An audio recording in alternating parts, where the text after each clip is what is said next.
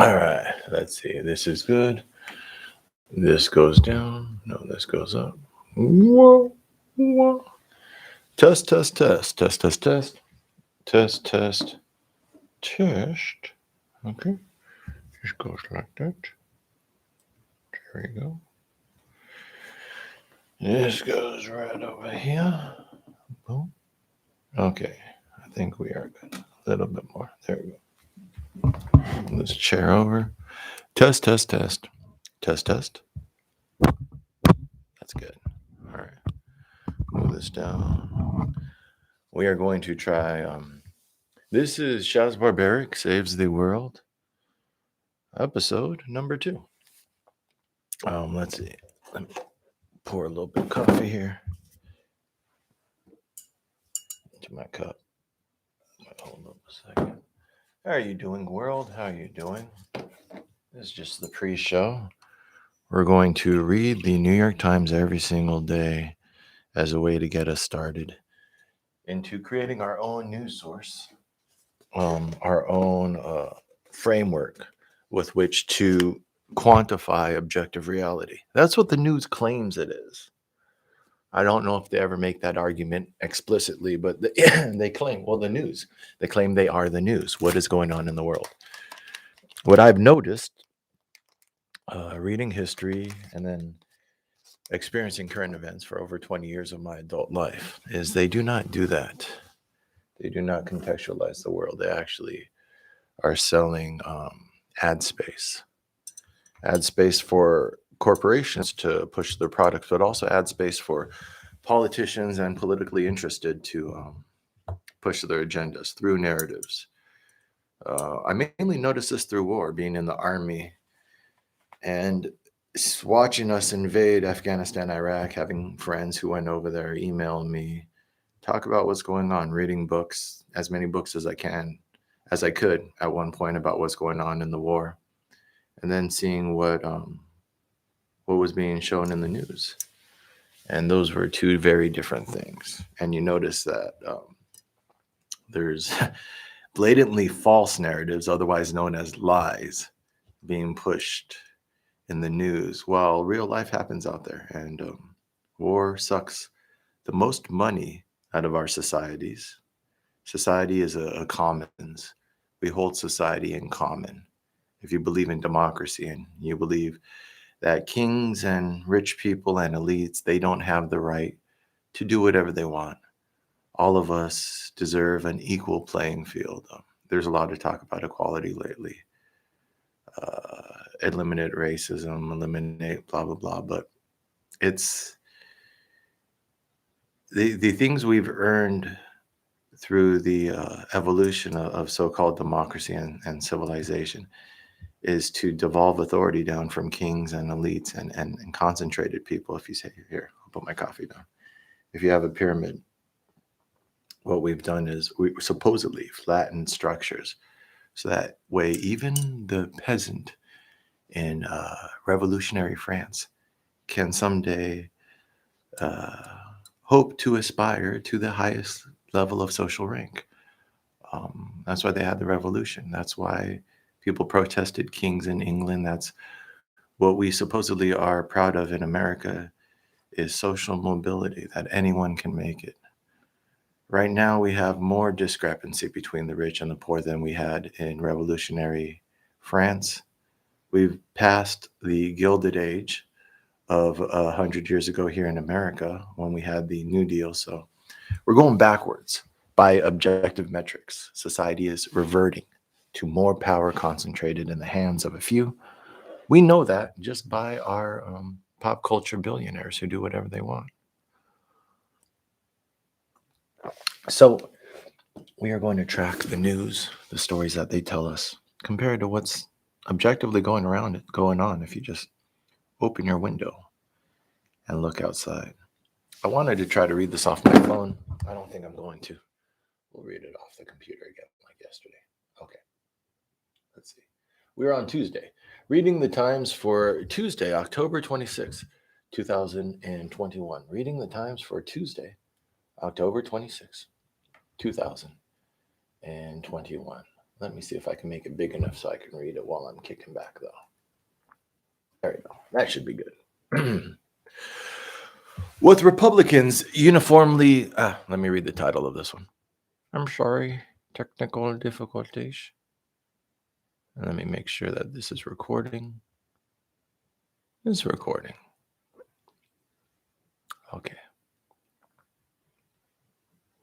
I'm going to do 3 of these today, so that way we catch up relatively soon.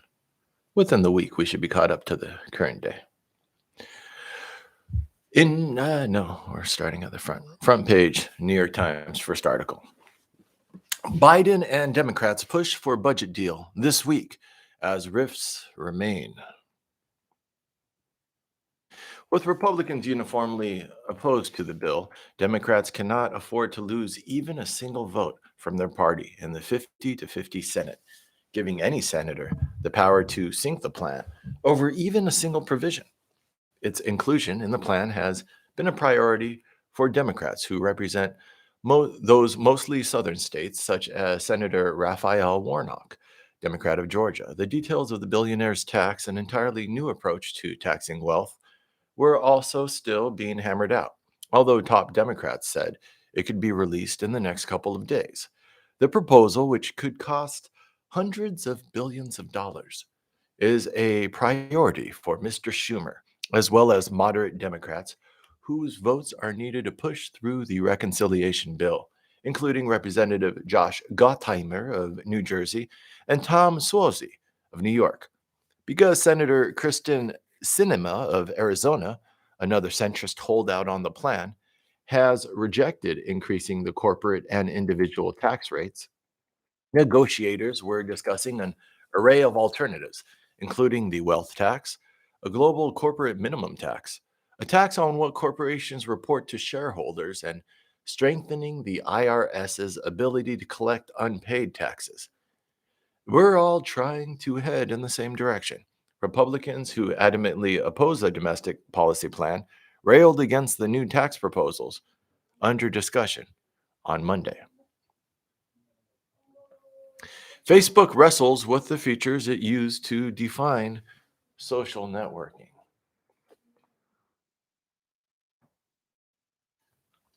Coffee. From the document, what is collateral damage? We also have compelling evidence that our core product mechanics, such as virality, recommendations, and optimizing for engagement, are a significant part of why these types of speech flourish on the platform. If integrity takes a hands-off stance for these problems, whether for technical or philosophical reasons, then the net result is that Facebook, taken as a whole, will be actively promoting these types of activities. The mechanics of our platform are not neutral. The documents, which include slide decks, internal discussion threads, charts, memos, and presentations, do not show what actions Facebook took after receiving the findings. Actually getting change done can be much harder. The company documents are a part of Facebook Papers, a cache provided to the Security and Exchange Commission and to Congress by a lawyer representing Frances Haugen, a former Facebook employee who has become a whistleblower. In a statement, Andy Stone, a Facebook spokesman, criticized articles based on the documents, saying they were built on a false promise.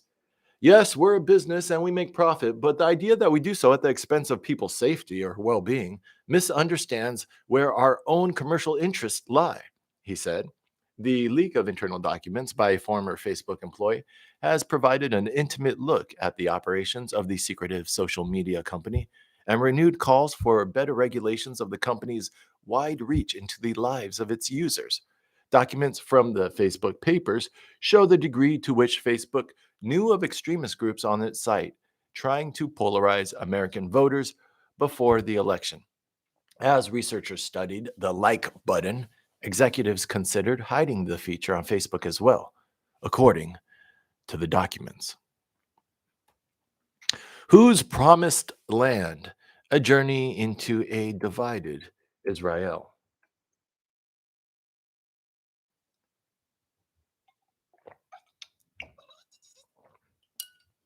Okay, done with coffee. We found a people facing complex questions about what it means to be Israeli or a Palestinian citizen of Israel. On the contrary, I really believe that we have to do something together, but not to pretend that everything is just, oh, wow, we occupied only the Gaza Strip and the West Bank, and here it's Israel. No, it's not Israel, it's Palestine. An Arab woman with an Israeli passport, Miss Azize, does not feel completely at ease in her Palestinianness either. Under Israeli law, that heritage allowed Miss Sova, then 15, to immigrate with her mother to Israel in 2001. As usual, the border guards weren't monitoring the Israeli traffic that flashed through the checkpoint connecting Israel with southern West Bank.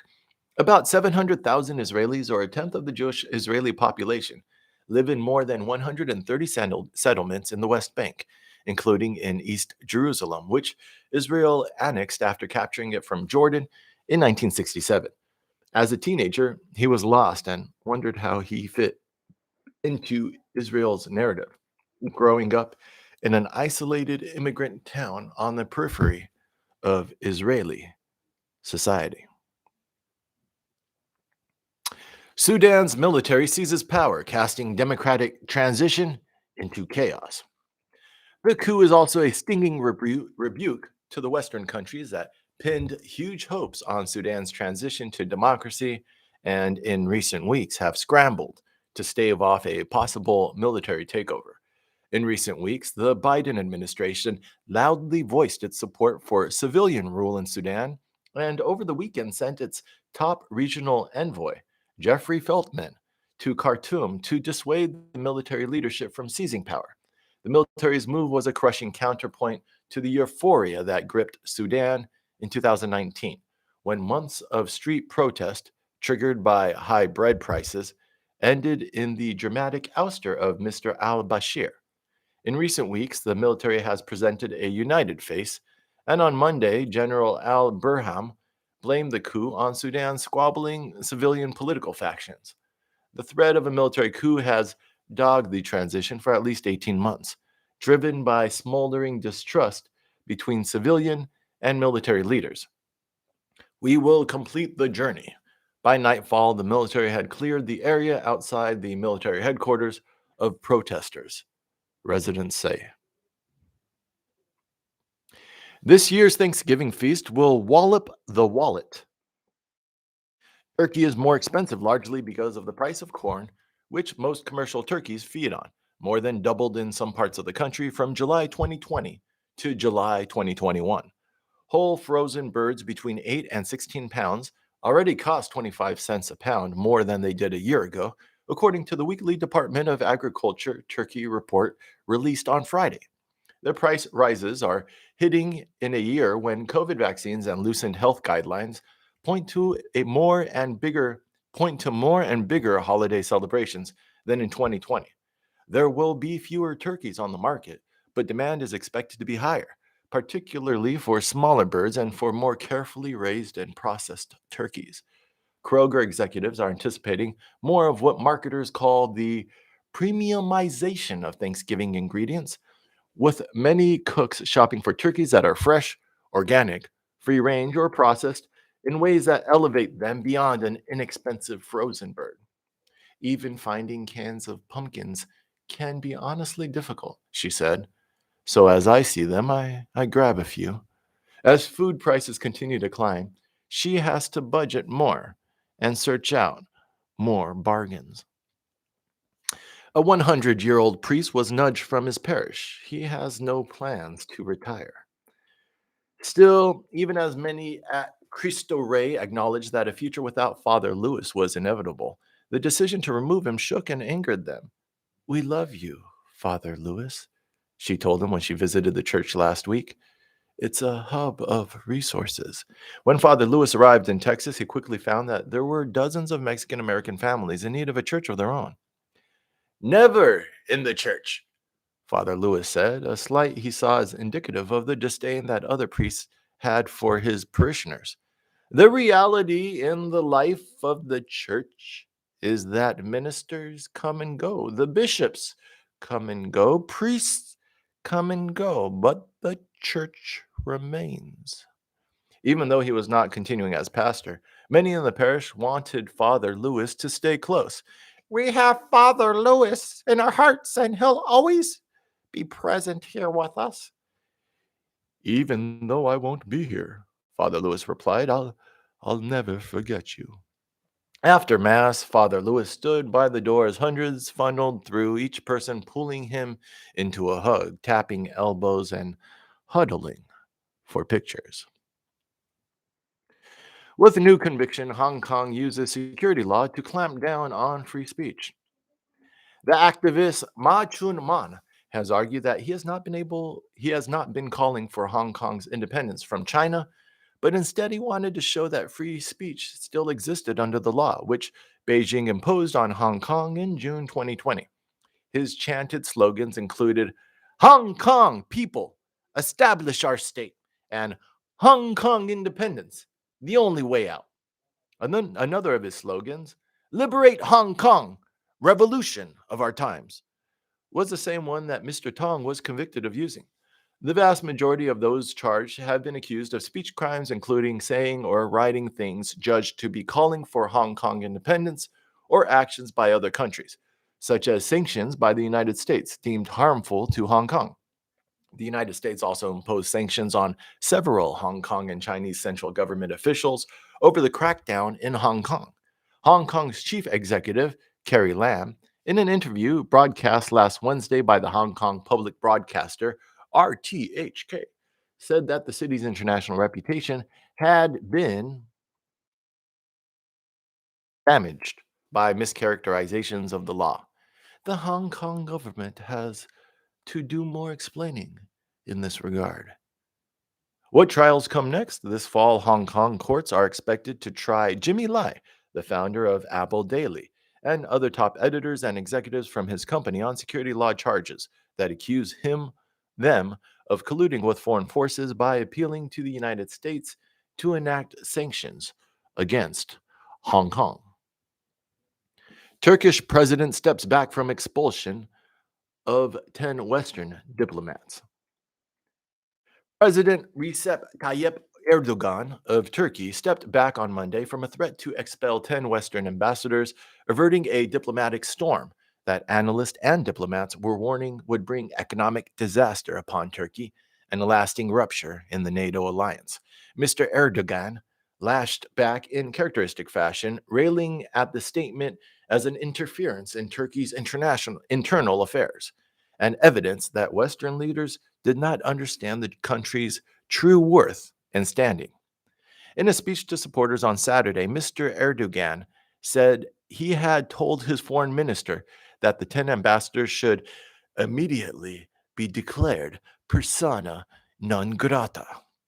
They should know and understand that Turkey, he continued, we need to be cold-blooded and act in an attitude befitting great states. With his reaction, President Erdogan spoke to these 10 countries in the language he understood. With its government and opposition, Turkey has showed its stance.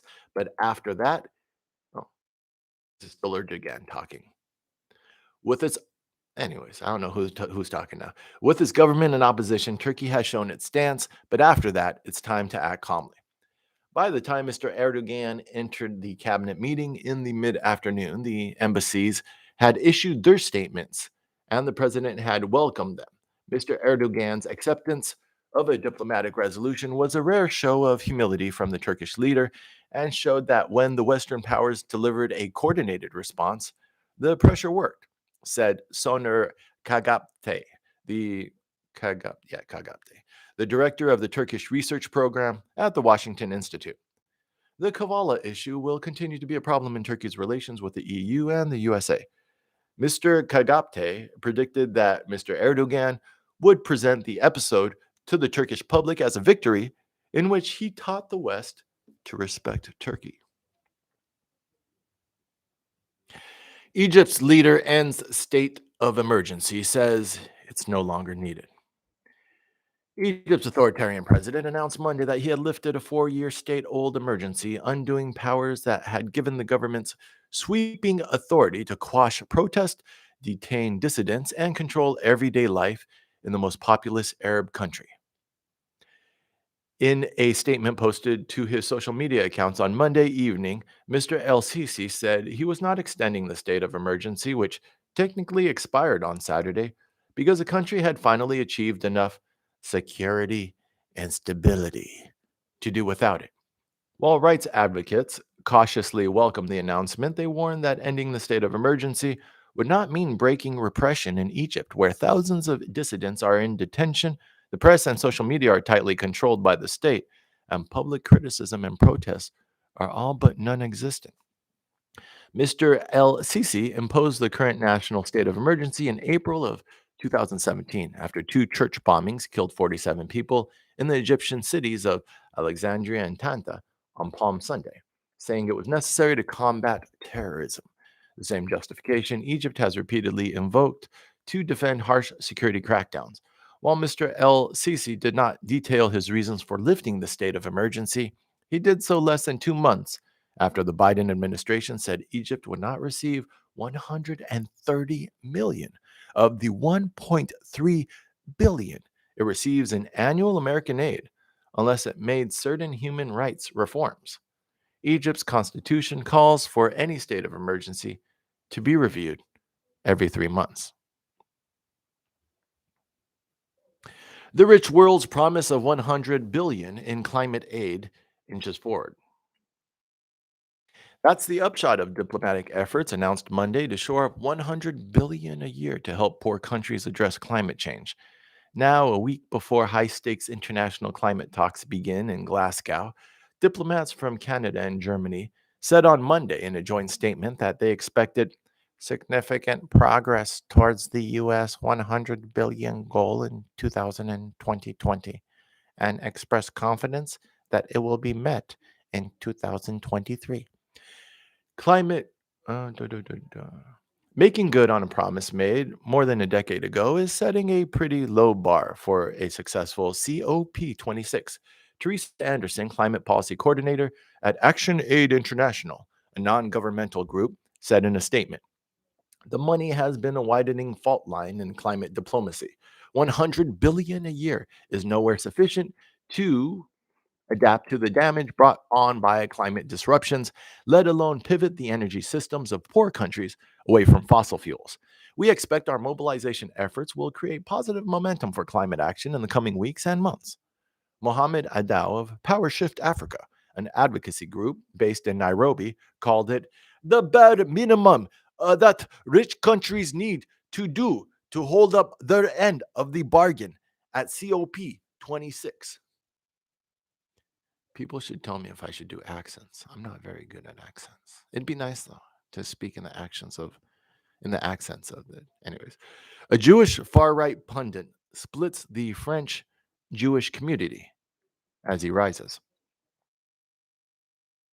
There have been many startling elements to Eric Zemmour's as yet undeclared campaign to forge a hard right path to the French presidency, but perhaps none as surprising as his attempt to rehabilitate France's collaborationist wartime regime. Vichy protected French Jews and gave the foreign Jews, Mr. Zemmour said in September on C News, a growing Fox News like TV channel, one of several remarks suggesting that the wartime government of Marshal Philippe Pétain, that sent more than 72,500 Jews to their deaths, was not so bad after all. Clearly borrowed from the Trump playbook of staying at the top of the news through provocation and outrage, Mr. Zemmour's declarations have divided the French Jewish community and made the unsayable sayable. French news coverage of Mr. Zemmour and it is relentless, has tended to ignore his Jewishness in keeping with the universalist national tradition that favors burying ethnic or religious affiliations in undifferentiated Frenchness. Mr. Zemmour's nationalist and racist hubris was an insult to all that Jewish morality, humanity, and the idea of the luminous figure of the stranger had contributed to France. Mr. Zemmour, whose 2014 book, The French Suicide, was a bestseller, has also reopened the Dreyfus affair, saying last year that the innocence of Alfred Dreyfus, the French Jewish army officer falsely accused of treason, was not evident. Both Miss Rodan Benzaquin and Mr. Khalifa said they do not believe Mr. Zamora is an anti Semite, however odious they find his views of French identity and history. I would like to comment on all of this, but we are going to read it first just to get it into the historic record, and then we'll come up with a commentary later. German woman convicted of a crime against humanity in death of Yazidi child. A criminal court in Munich sentenced a German convert to Islam to 10 years in prison on Monday, finding the woman guilty of supporting the Islamic State in Iraq and a crime against humanity for leaving a 5-year-old Yazidi girl to die of thirst in the scorching heat. Even though the girl's death occurred in Iraq, Germany was able to prosecute Jennifer W. because she is a German citizen. The girl's mother, who is a part of a witness protection program and whose identity has not been revealed out of concern for her safety, testified that as she realized what was happening to her child, she began to cry in distress. On the day of the girl's death in August, the husband forced the child outside, restrained her, and left her without water or protection from the searing heat.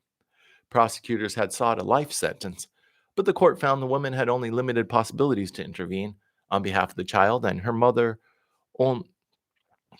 and her mother, and only realized too late that the girl could die. The man whom Jennifer W. married under Islamic law in Iraq in 2015 faces similar charges of belonging to a terrorist organization and crimes against humanity in connection with the Yazidis' enslavement and the girl's death. An Italian politician's quest for attention gets a boost from Richard Gere.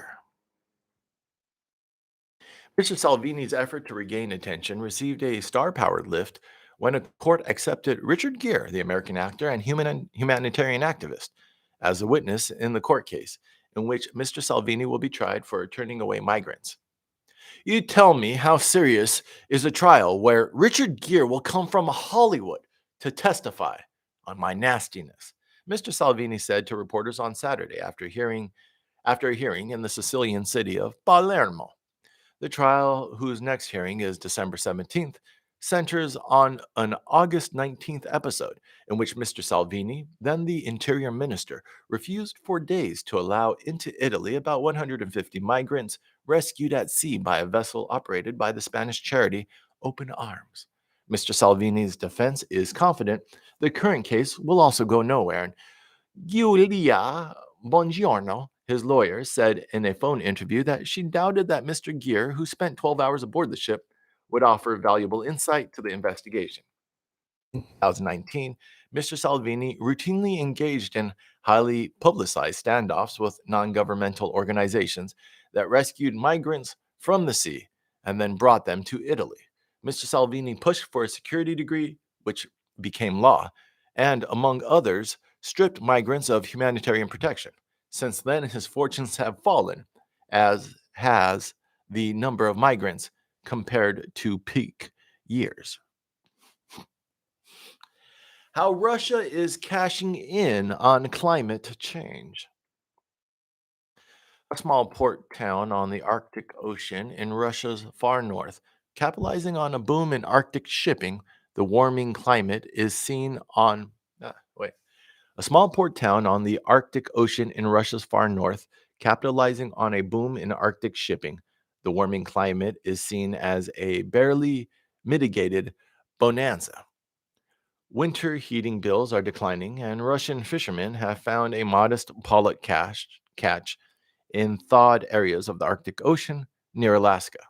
Perhaps the most profound of these is the prospect as early as next year of year-round Arctic shipping with specially designed ice-class container vessels, offering an alternative to the Suez Canal. Fortunately for Pevek and other far north outposts, in practice, the Russian approach seems to boil down to this. While climate change may be an enormous threat to the future, why not take advantage of the commercial opportunities it offers in the present? Across the Arctic, the Russian Arctic, a consortium of companies supported by the government is midway through a plan to invest 735 billion rubles, or about $10 billion, over 5 years, developing the Northern Passage, a shipping lane between the Pacific and Atlantic that the Russians call the Northern Sea Route. Ship traffic in the Russian Arctic rose by about 50% last year, though still amounting to just 3% of traffic through the Suez Canal. A multi-billion-dollar venture of the Russian company Novatech, Total of France, CNPC of China, and other investors now exports about 5% of all liquefied natural gas traded globally over the thawing Arctic Ocean. All right. Border Patrol, Border Patrol repeatedly gave agents light punishments or fines. The report, released by Democrats on the committee, comes at a time when the behavior of Border Patrol agents is under scrutiny again, this time after agents on horseback corralled black migrants in the Texas border town of Del Rio last month. The same office responsible for overseeing investigations of 135 Border Patrol employees related to the 2019 Facebook group called I'm 1015, a reference to law enforcement code for undocumented immigrants in custody, is also conducting the Del Rio inquiry. CBP is working to review the policies and to underscore the need to respect the dignity of every individual, fight against discrimination, safeguard civil rights and civil liberties, and increase transparency and accountability. The president of the Border Patrol Union, Brandon Judd, said the disciplinary process for Custom and Border Protection was standard across the federal government and reflected the justice system, which was built on a person being innocent until proven guilty. Customs and Border Protection began providing documents to lawmakers in February after President Biden took office, the report said. In one case, the Discipline Review Board recommended firing a Border Patrol supervisor who posted a CBP video of a migrant falling off a cliff and dying to the group's Facebook page, as well as an obscene comment about a lawmaker. The agency's failure to quickly discipline employees after senior leaders became aware of the Facebook group, its lack of specific disciplinary guidelines, and the inconsistent punishments it applied all weakened Custom and Border Protection's ability to hold agents accountable for misconduct, the report found. Loose and boxed ammunition found at scene of Alec Baldwin shooting. Detectives found three revolvers, spent casings, and ammunition in boxes, loose and in a fanny pack, which when they searched the New Mexico film set where the actor Alec Baldwin fatally shot a cinematographer last week with a gun he had been told did not contain any live rounds, according to an inventory of the items seized that was released on Monday. Taken together, the guns, ammunition, and blood from the scene where the movie Rust was being filmed did not answer the central question of how Miss Hutchins was killed with a gun that was not supposed to contain live ammunition, according to an interview with the movie's director, Joel Souza, used in an affidavit released on Sunday by the Santa Fe County Sheriff's Department. Mr. Baldwin had been sitting in a wooden pew on a set depicting a church, explaining how he would draw the gun when it suddenly discharged. Reed Russell, a cameraman who was present at the scene, told the detective he remembered Miss Hutchins saying that she couldn't feel her legs. The details from Detective Joel Cano provide a chilling account of the fatal shooting on a production set that has been beset by accidental gun discharges and labor disputes between producers and crew members.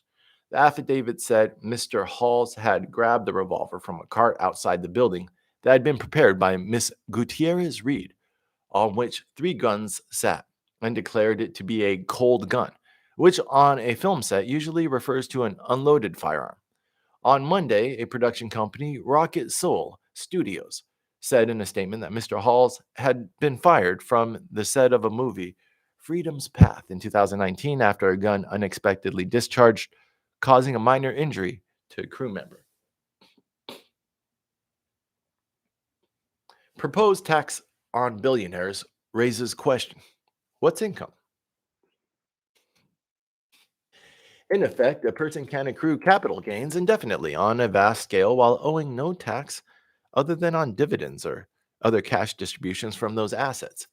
The average income tax rate for all Americans in 2018, without that capital gains adjustment, was 13%, and it was 25% among the top 1% of earners.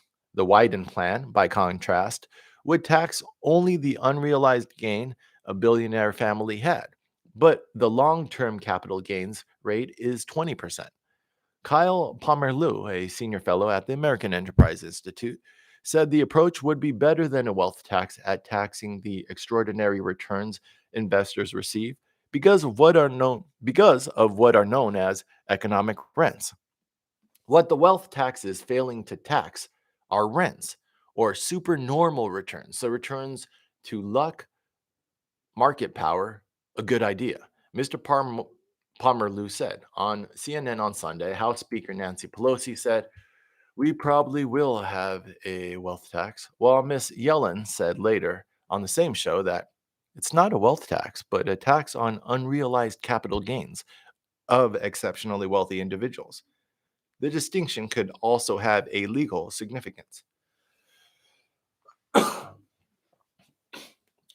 coffee makes me a little coffee. Coffee makes me coffee. Anyways, Republican candidate for mayor for Manhattan DA sees a city on the brink. The legal experts who have studied the matter say there is no clear connection between the law and the rise in some categories of violent crimes, including murders and shootings. Mr. Kenneth, 46, is convinced that a link exists. Mr. Kenneth has consistently asserted, as have other law enforcement figures, most prominently Commissioner Dermot Shea of the New York Police Department, that the bail overhaul is partly behind the spike in certain categories of gun crimes, which began in the summer of 2020. After graduating from Hofstra's Law School and spending several years at a law firm and the Westchester District Attorney's Office, Mr. Kenneth began the commissioning process.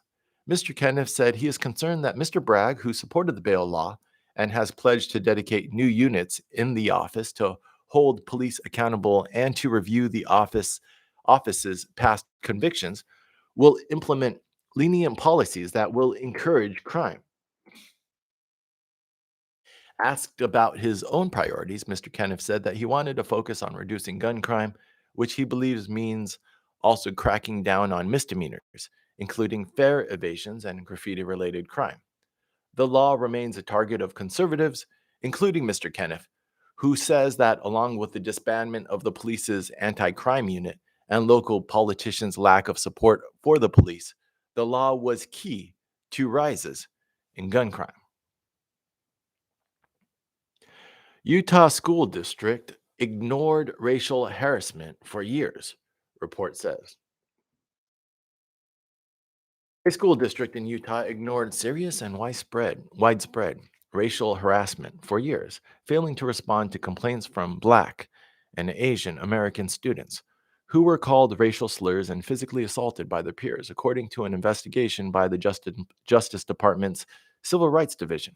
Black students were disciplined more harshly and frequently than white students, the investigation found, and Black students were denied opportunities to form student groups. Under the terms of the settlement, the district agreed to create a new department to handle complaints of racial discrimination, to train its staff members to identify and respond to complaints, to teach students how to report harassment, and to offer training to students, employees, and parents to help them identify and prevent racial discrimination in its schools. Peers taunt black students by making monkey noises at them, touching and pulling their hair without permission, repeatedly referencing slavery and lynching, and telling black students to go pick cotton and "you are my slave," the department said. Jacob Lowe, 32, and his younger brother, Randy Lowe, 27, who attended schools in the district in the early 2000s, said in separate interviews on Sunday that students and teachers had repeatedly harassed them for being half Japanese. Another student used a racial slur and was not disciplined in any way, and a classroom full of other students witnessed it, Randy Lowe said. Another victim of a serial killer is identified 4 decades after his death. Mr. Alexander's family was notified in recent days of the results of the investigation, Sheriff Thomas J. Dart said on Monday at a news conference. In a statement, the Alexander family thanked the Sheriff's Department for the investigation and said it finally had a sense of resolution. After Mr. Alexander's divorce, he continued to contact his family in North Carolina, calling to check calling to check in or sending notes from his travels. Mr. Alexander's family did not call the Chicago Police Department to ask for help or file a missing persons report, officials said.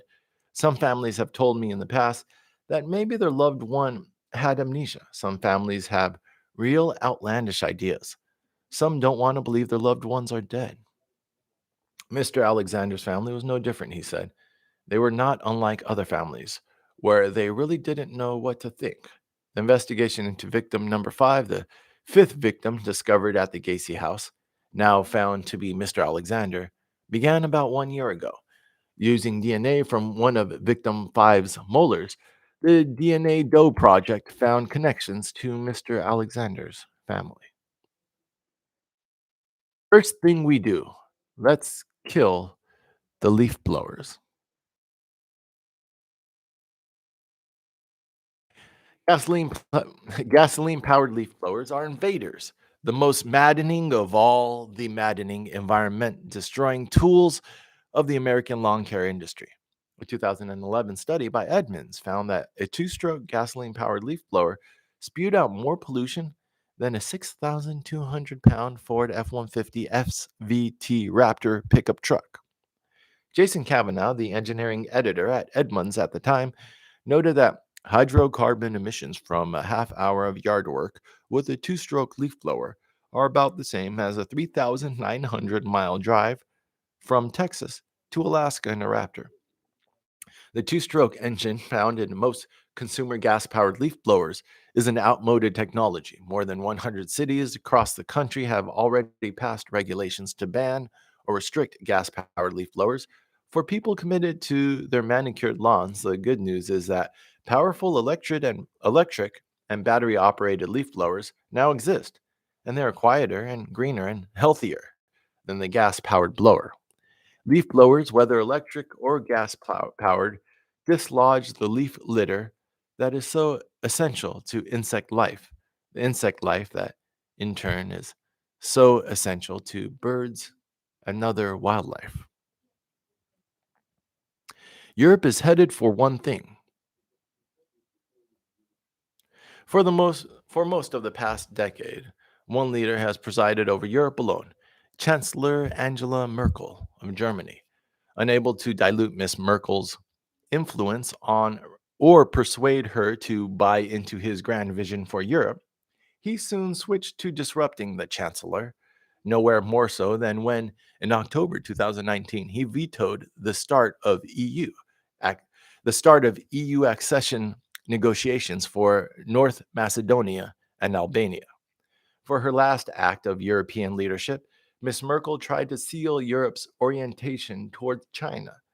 Coming just before Joe Biden took office, the agreement was Ms. Merkel's version of European strategic autonomy, an assertion that on economic and climate matters, Europe, unlike America, preferred cooperation with China to confrontation. His government's assumption that the European Union is already a superpower peer His government's assumption that the European Union is already a superpower peer to both America and China sounds not just delusional but also offensive to those Eu- also offensive in those European capitals where America's guarantee of security is indispensable.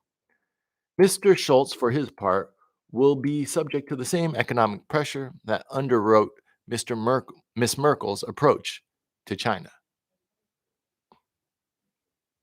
Democrats are on the verge of something.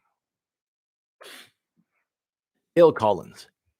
Hey, Brett, the holiday season is almost upon us. If you presume we start off with Halloween, which is one of my favorites, are you going to be dressing up as any famous person for your parties? Brett Stevens. Well, I once went to Halloween dressed as Picasso's Blue Period. I'll leave the details of the costume to your imagination, but that was in high school. Gail. Brett, are you talking about a third party? That would certainly give us opportunities for a lot of vigorous arguing. Brett, well, the third party I have in mind would probably do more to split Republicans than Democrats, so maybe you might warm to it. Care to explain? Brett, there are two abortion laws at issue here. The conservatives on the court will do themselves and their cause irreparable harm if they uphold the Mississippi law and overturn Roe. Tax the rich, help America's children. There are three things you should know about both taxing the rich and helping children. They're very good ideas from an economic point of view. About the economics.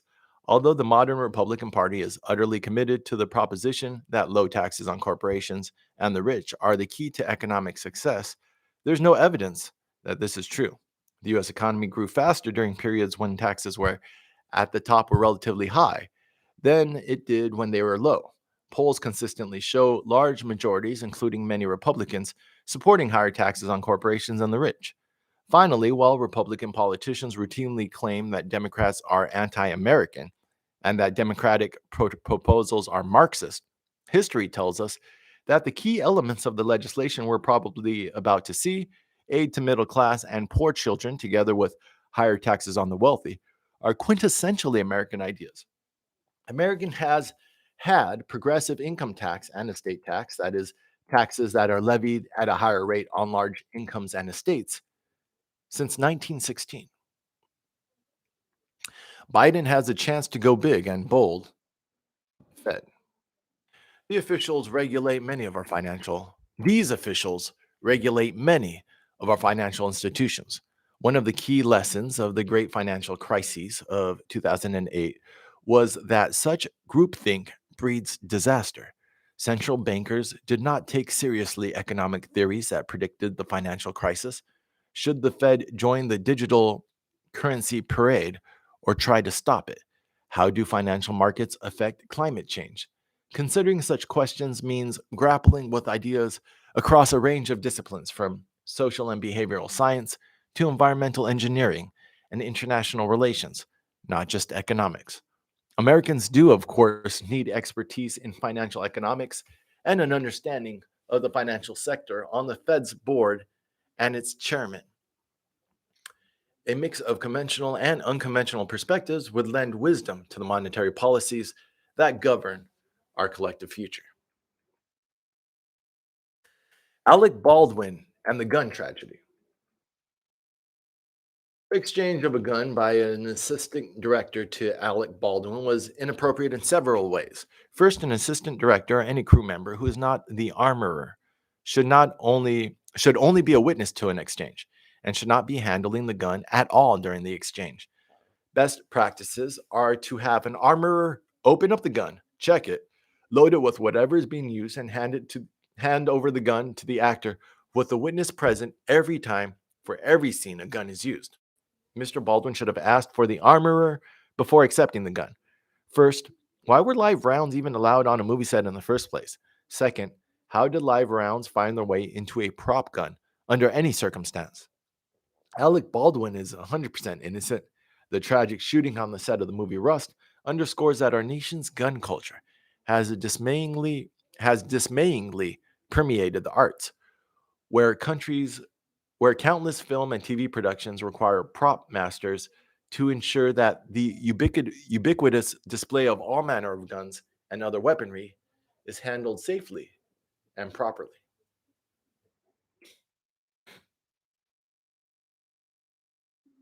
Okay, one moment. Facebook whistleblower brings campaign to Europe after disclosures. Hours before she began speaking in London, more than a dozen news organizations published articles based on the Facebook papers, a cache of documents she took before resigning from the company. The revelations from Ms. Hagen have generated increased political support for new regulations in the United States and Europe, including some calls for Mr. Zuckerberg to step aside as Facebook's chief executive, putting Facebook on the defensive.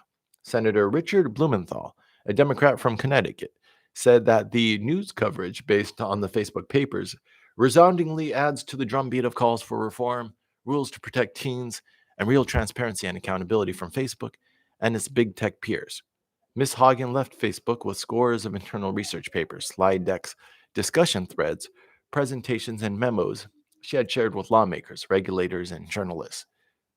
She has shared the Facebook materials with other news organizations, including the New York Times, resulting in additional articles about Facebook's harmful effects, including its role in spreading election misinformation in the United States and stoking divisions in countries such as India. In London, Ms. Hagen told policymakers that regulation could offset Facebook's corporate culture that rewards ideas and get people to spend more time scrolling their social media feeds, but views safety issues as less important.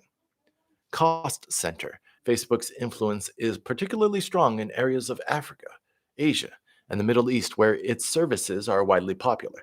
Without government intervention, she told lawmakers, events in countries such as Ethiopia and Myanmar, where Facebook has been accused of contributing to ethnic violence, are the opening chapters of a novel that is going to be horrific to read. She suggested policies that would require Facebook to perform annual risk assessments to identify areas where its products were causing harm, such as coronavirus misinformation or teenagers' mental health. Facebook faces a public relations crisis. What about a legal one? Whistleblowers have filed at least 9 complaints to the agency, which has oversight of public companies like Facebook, using a selection of the internal documents to argue that Facebook misled investors with a rosier picture of the company than they knew to be true. Even such a move could be problematic for Facebook, leading to depositions of top executives and forcing the company to share private communications and other business documents.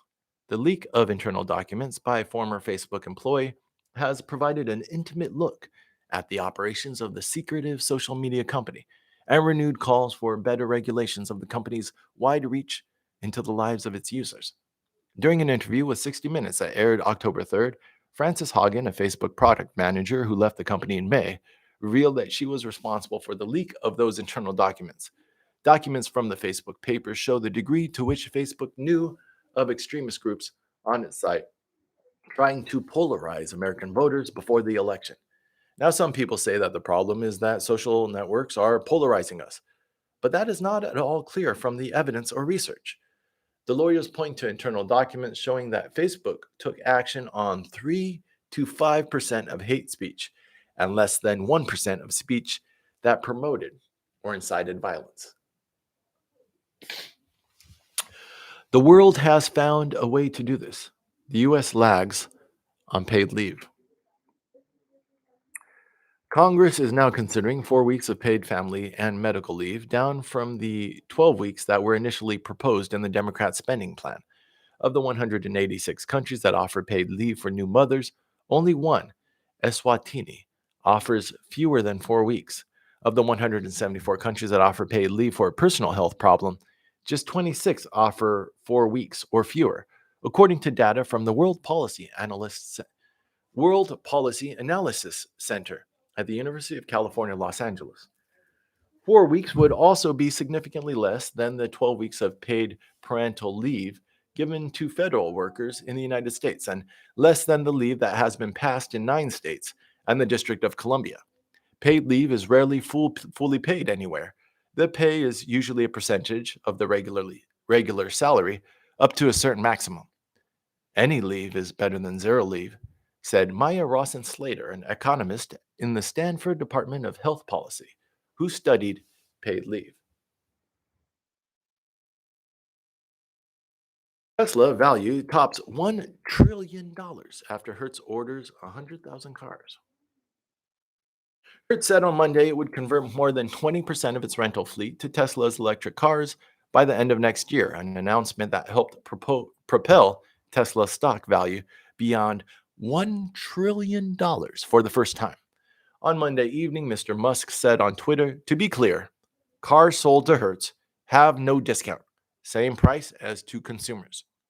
Hertz customers will be able to rent a Tesla Model 3 compact sedan in some major markets in the United States and Europe starting in early November. For Tesla, it's a great deal because it exposes Tesla's EVs to a much wider array of customers. For Tesla, the $1 trillion valuation is the latest sign of how much it disrupted the auto industry, even as it struggled to make money for nearly 2 decades.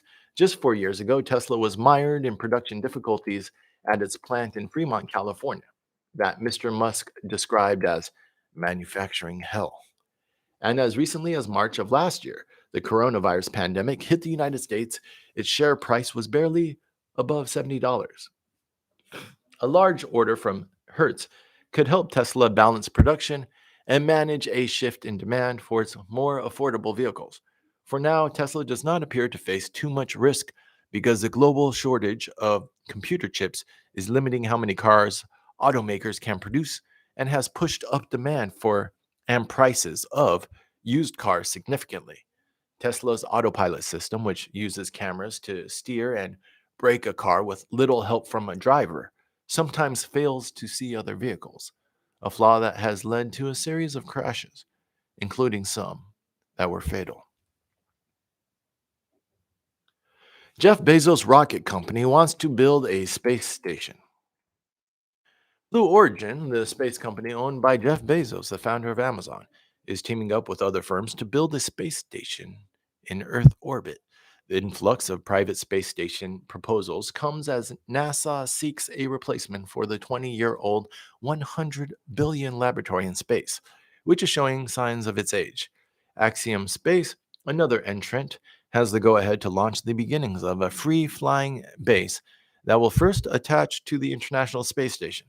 Key partners in the project are Sierra Space, which has been building its own space station idea for years, and Boeing, the aerospace giant that has built and managed American segments on the ISS for NASA. Their proposed space station aims to generate new discoveries, new products, new forms of entertainment, and global awareness of Earth's fragility and interconnectedness. Brent Sherwood, a Blue Origin vice president, told reporters on Monday from a space conference in Dubai. Sierra Space will contribute its life habitat, an inflatable module that launches to space in a condensed form, then expands in space into a marshmallow-shaped pod with a thick fabric for walls. Mike Gold, an executive vice chairman at Redwire Space, another firm partnering with Blue Origin, said elements of the new space station could be a test bed for technologies that will eventually help astronauts on the moon. Amazon workers on Staten Island show they have enough support to hold a union election. A fledgling union of employees at 4 Amazon warehouses on Staten Island demonstrated on Monday that they had enough worker interest to hold an election to form a union, the National Labor Relations Board said. Christian Smalls, a former Amazon employee leading the effort, said late last week that he anticipated submitting more than 2,000 employee signatures, though he declined to disclose the final count. In the coming days, Amazon must notify workers at the facilities via text notification and signage of the union petition, and the agency will hold a hearing in mid-November where Amazon can contest which jobs should be included in the bargaining unit and the terms of the election. If there is an election, we want the voice of our employees to be heard and look forward to it. Our focus remains to listening directly to our employees and continuously improving on their behalf. The Staten Island effort is being organized by current and former Amazon workers aiming at a new independent union, calling the Amazon Labor Union, focused solely on the nation's second largest employer. Called, let's see, an independent union called the Amazon Labor Union, focused solely on the nation's second largest employer. The labor agency is considering throwing out the results of that election because of Amazon's anti-union measures. Monday's submission is a result of 6 months of organizing focused on a massive Staten Island warehouse known as JFK 8 that serves as Amazon's key pipeline to the New York City and employs more than 5,000 people. Esports joined the SPAC craze as F as Phase as Phase Clan seeks to go public. New companies with their crazy names. FaZe Clan, the esports conglomerate, announced on Monday that it planned to join the public markets in a deal that involves merging with a special purpose acquisition company, or SPAC, which would value it at about $1 billion. Founded in 2010, FaZe Clan is an influencer marketing agency, e commerce company, and esports team, all in one. The company's 85 influencers who live together in its California gamer compound produce viral social media clips, compete in professional gaming leagues for money and accolades, and foster a devoted fan base. SPACs are blank check companies that go public first with the goal of finding a private company to merge with. These can be a way for smaller companies to go public by allowing them to bypass the traditional regulatory scrutiny that comes with initial public offerings. We didn't spend that much time really ideating on a traditional IPO strategy, Mr. Trink said in an interview, noting that an SPAC deal allows FaZe Clan to talk about future opportunities as it prepares to go public, while a traditional IPO would not. FSG promotes Mitzi Angel to president. Mitzi Angel, the publisher of Farrer, Strauss, and Giraud, who as an editor signed Sally Rooney and Garth Greenwell, will add the title of president to her role at the storied literary publishing house. Mr. Galassi, 71, served as both president and publisher until 2018 when Miss Angel was hired as a publisher. Her ascent continues as a generational shift that has been working its way through book publishing. FSG is known for publishing both commercial hits and award winners, including best selling literary fiction, serious nonfiction, and poetry. The thing about publishing is that it's a business, and yet it's also more than a business, Miss Angel said. FSG is an institution, it's a cultural institution. So, as well as thinking about what makes sense for us commercially, and having to be shrewd when we make our decisions, we also need to think about human value. And that's important to me. I want to think of value beyond the quantitative. Miss Angel, who as publisher has also overseen the Picador and MCD imprints, previously was publisher of Faber and Faber. I should send them a letter about publishing my books. Men are caregivers too in Democrats' plan. Its family policy proposals for paid family leave, elder care, child care, public preschool, and a child allowance together define caregiving as a universal need, regardless of gender. Paid family leave would be for a wide range of circumstances, including births, illnesses, and caregiving for extended families, in laws, domestic partners, and people who are the equivalent of family. A lot of the Biden agenda is really constructed around kids. And because it is, you lose some of the distinction around mothers and fathers, and you lose some of the distinction between single parent and two parent families, said LaDonna Pavetti, Vice President for Family Income Support Policy at the Center on Budget and Policy Priorities. Even though the U.S. is an outlier in its lack of support for working families overall, most Americans have no paid leave or significant financial help with child or elder care. American policies have been much more likely to include men from the start. We went way further than other countries in terms of equal rights, but less far with things like paid leave. During the World Wars, many European countries had family policies like paid maternity leave and public child care to support the women who are doing men's former jobs while they were deployed. Now we're in this moment of trying to rethink what the social safety net looks like, said Elizabeth Jacobs, a senior fellow studying family economic policy at the Urban Institute, and how that matches where families are today. Google Pixel 6 review, playing catch up with the iPhone. Google's Pixel phones have consistently received positive reviews, but sell tepidly because of a major weakness. They have relied on off the shelf parts from other companies. With the new Pixel 6 and Pixel 6 Pro, which cost only $600 and $900 and will be available on Thursday, Google believes it now has phones that level the playing field. The Tensor chip enables the Pixel phone to rapidly perform complex computing tasks, like voice transcriptions, Google said. The Pixel 6 Motion looked buttery smooth compared to that of its predecessors when scrolling through apps and websites. In the end, the Pixel 6 and the Pixel 6 Pro are solid products. What will Google do with Tensor to make the Pixel stand out? Not only are parts of the software unfinished, but the parts that the phone excels at aren't all that special. That was like a commercial, but like with some shade. Hotels ponder a puzzling future. Hotels have struggled with labor shortages, for example, that have forced some to close completely and others to scale back services like daily cleaning of guest rooms and restaurant hours.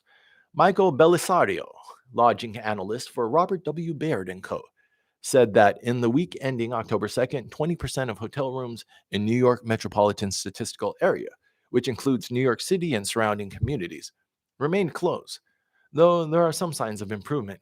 Regardless, Henry Hartevelt, president of Atmosphere Research Group, a travel marketing research firm, expects hotels will become increasingly reliant on robotics, which can disinfect guest rooms or prepare coffee or salad in the kitchens, helping hotels make up for lost human labor and reducing costs. Owners of branded hotels pay their brands, such as Marriott, Hilton, Hyatt, and IHG, every time a loyalty program member stays at their hotel and earns points. Several years ago, Mr. Morris began imposing early check ins and late checkout fees at the TWA Hotel at John F. Kennedy International Airport and the Highline Hotel, both in New York, as well as fees to use the pool at the TWA Hotel. Mr. Hartevelt said such fees are a prime example of how a hotel can kill any degree of guest preference. Since travelers have far more choice since travelers have far more choices in hotels than airlines, he said, they have far less loyalty. Facebook's profit jumps 17%. Mr. Zuckerberg said that he hopes for Facebook to be known as a metaverse company in the years ahead. The results were a continuation of the company's strong financial performance during the coronavirus pandemic, which has pushed people indoors toward the computers and other devices. On Monday, more than a dozen news organizations, including the New York Times, published articles based on the Facebook papers, a cache of documents Ms. Hagen took before she left the company. The leak of internal documents by a former Facebook employee has provided an intimate look at the operations of the secretive social media company and renewed calls for better regulations of the company's wide reach into the lives of its users. In September, the Wall Street Journal published the Facebook Files, a series of reports based on leaked documents. During an interview with 60 Minutes that aired October 3rd, Frances Hagen, a Facebook product manager who left the company in May, revealed that she was responsible for the leak of those internal documents. Documents from the Facebook papers show the degree to which Facebook knew of extremist groups on its site trying to polarize American voters before the election. Just one comment. Sorry, I'll blow my nose after this. Just one comment. Why are we cracking down, or why are we talking so much about private companies trying to polarize people before elections when that's the whole point of our modern political campaigns? Why don't we crack down on politicians trying to polarize voters? But that's just me. Fired after endorsing vaccines, evangelical insider takes a leadership role. A year ago, Daniel Darling was following news reports about the development of the coronavirus vaccines with eager anticipation. The Southern Baptist Seminary hopes that under Mr. Darling, the center will help shape evangelical conversations on a wide spectrum of political and cultural issues, from bedrock evangelical issues like abortion and religious liberty to technology, race, and immigration. In the spring, Mr. Darling's boss even sent an email to the organization's supporters celebrating the vaccines as stunningly effective. as part of a message assuring them that the group's annual conference in Grapevine, Texas, would be a safe and rewarding experience for its thousands of attendees. Troy Miller, the group's chief executive, responded in what Mr. Darling perceived to be a casual way, writing that from here on out, NRB stays neutral. On August 19th, Mr. Darling appeared on MSNBC's Morning Joe to discuss the column. Mr. Miller, a fellow elder at Mr. Darling's church, has said Mr. Darling was offered another position and decided to leave instead. Mr. Darling calls it a firing and said he would have had to sign a statement admitting to willful insubordination in exchange for the lesser role. Mr. Darling's fellow institutionalists, most of whom had endorsed the vaccines themselves, rushed to his defense. Are vaccine boosters widely needed? Some federal advisors have misgivings. Following a series of votes, the official position of the FDA and CDC now is that among those who received an mRNA vaccine, older adults, people with certain medical conditions, and those whose jobs or living situations regularly expose them to the virus, can opt for a booster dose of any of the three vaccines. Still, some say that they felt they had to vote in favor of booster shots of the Moderna and Johnson & Johnson vaccines because they had already recommended boosters of the Pfizer-BioNTech vaccine and did not want to deny other Americans. The FDA had authorized booster shots for millions of recipients of the Pfizer-BioNTech, Moderna, and Johnson & Johnson vaccines. The FDA only asked the panel to vote on a booster of the Johnson & Johnson vaccine. The unanimous vote signaled far more confidence in the Johnson & Johnson vaccine as a booster than he felt, said Dr. Perlman, an immunologist and coronavirus expert at the University of Iowa. Dr. Perlman said he was opposed to boosters for younger people at first, but voted in favor for other reasons. And the last article. Are vaccine boosters widely needed? Some federal advisors. No, we just did that. Moderna's COVID vaccine produces a strong immune response in younger children, the company says. The coronavirus vaccine made by Moderna is safe and produces a powerful immune response in children 6 through 11, the company said on Monday. 1 month after immunization was complete, the children in Moderna's trial had antibody levels that were 1.5 times higher than those seen in young adults, the company said. Moderna tested 2 shots of the vaccine, given 28 days apart, in 4,753 children. Moderna submitted study results for the vaccine's use for adolescents 12 through 17 in June, but the FDA has not yet announced a decision for that age group. Some research indicates that the Moderna vaccine may increase the risk of a rare side effect called myocarditis, an inflammation of the heart muscle in boys and young men. Moderna is still recruiting children aged 2 through 5 and 6 months to under 2 years for trials of the vaccine in those groups. And that has been Reading the Times for Tuesday, October 26, 2021. That has been Reading the Times for Tuesday, October 26, 2021. Wow. An hour and 13 minutes. We're going to do another one. We'll do 2 a day until we catch up. We'll do that. To be continued. Thank you. If you're watching, we should eventually turn these into a podcast and then eventually hire it out. This is a tiny seed. We are the acorn, which grows into the sapling, which grows into the strong oak tree, gives us shade, love, and all those good things that trees give us. But right now, we just need to water this, give it some sunlight, give it some love and support. But this is a beginning, hopefully, of an objective news platform, which gives us a better framework for reality, meaning that it just explains the world better based upon the scientific method. So we're doing it in a transparent manner, an open source and auditable manner. And we will see if money starts trickling in. Oh, if you want to help, spread the word. Kickstarter, I should start with this. Kickstarter, $1 on Venmo or $5 gets you a sticker, depending on the budgets. I'll try to give stickers to everyone because we need to spread the word. And yeah, reserve my books. 10bonepress.com. Links should be below, as well as a little summary of what I'm doing. I put a 5,000 character word description there. We're going to run with that until I write a better one.